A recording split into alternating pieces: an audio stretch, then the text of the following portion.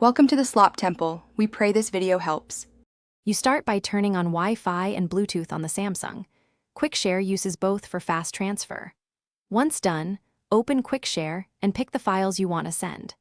Because iPhone does not support direct QuickShare device discovery, make sure to choose link sharing or create a share link to deliver by SMS, mail, or a messaging app.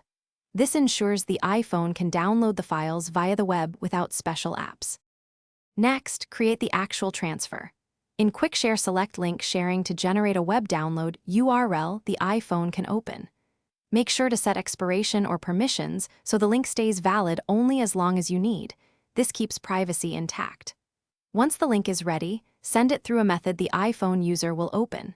SMS for speed, mail for larger transfers, or a third-party messenger both devices have. Explain to the recipient how to tap and download the files.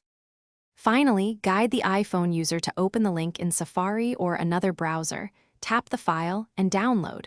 Once downloaded, photos go to the Photos app via Save, and documents can be opened in Files. If the download fails, make sure both devices have stable internet and the link hasn't expired, then resend. As a quick troubleshooting tip, if link sharing repeatedly fails, use a cross-platform app such as Send Anywhere or Upload to a cloud folder, and share that direct link in. Thanks for watching. Consider subscribing if we helped you.